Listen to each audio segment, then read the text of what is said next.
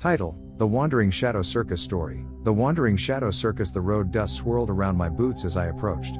The faded canvas, once vibrant, now hung limp, like the wrinkled skin of an old man. The sign, barely legible, proclaimed, "The Wandering Shadow Circus." I had heard stories, whispers in taverns and warnings by the campfire, but curiosity, that old and persistent companion, had drawn me here. The ticket booth was empty, the window covered in cobwebs. A sepulchral silence enveloped the place, broken only by the occasional creak of the canvas stirred by the wind. I hesitated, but the sight of a porcelain clown lying in the mud, its grotesque smile and one broken eye staring at the sky, spurred me to enter. The entrance to the tent was a dark, hungry mouth. As I crossed it, the stench of dampness, rancid meat, and something indescribably worse hit me with force. The darkness was almost tangible, an oppressive mass that seemed to want to suffocate me. As my eyes adjusted, the contours of the tent began to take shape. A circular stage dominated the center, illuminated by the spectral light of oil lamps that flickered menacingly. The stands, half collapsed, were empty. But I was not alone. A hunched figure, dressed in a tattered tailcoat, emerged from the shadows. His face was hidden by a white porcelain mask, expressionless and disturbingly clean. "Welcome," he said with a voice that seemed to scrape against metal. "Welcome to the Wandering Shadow Circus." Before I could respond, the music began.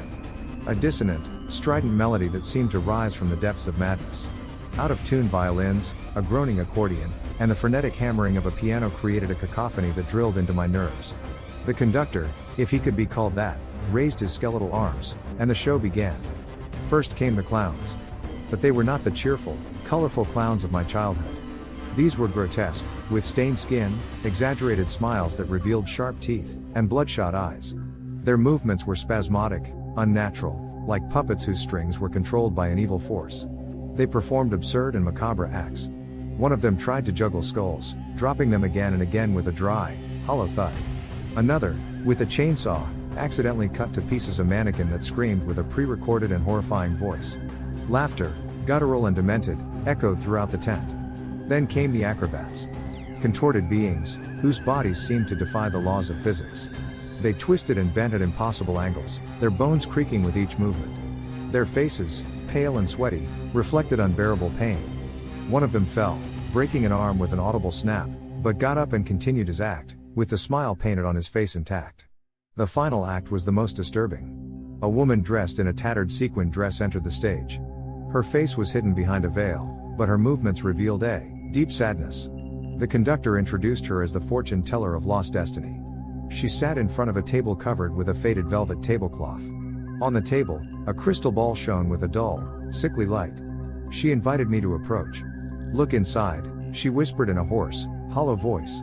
"See your future." I hesitated, but curiosity, once again, overcame me. I leaned over the crystal ball. At first, I only saw a swirl of colors. Then, images began to form. Images of my life. Happy memories, painful moments, dreams and aspirations. But as I looked deeper, the images became distorted. They became dark, twisted, horrifying. I saw my death. A slow and agonizing death, in a dark and lonely place. Fear washed over me, a paralyzing fear that chilled my blood. I recoiled from the crystal ball, breathing heavily. The fortune teller of lost destiny removed her veil. Her face was a mask of horror. Empty eyes, wrinkled skin, and a smile that revealed a row of rotten teeth. "Do you like what you see?" she asked with a voice that seemed to come from the grave. "This is your future. Unless what?" I asked with a threat of a voice. "Unless you join us," said the conductor, approaching me. "Join our eternal performance." The clowns and acrobats surrounded me, moving closer and closer. Their faces were expressions of madness and despair. "Never!" I screamed, backing away. "Never!" I ran, stumbling and falling, trying to escape the tent. But every time I looked back, I saw them closer, their hands outstretched towards me. Finally, I reached the entrance. The sunlight hit my face, blinding me momentarily.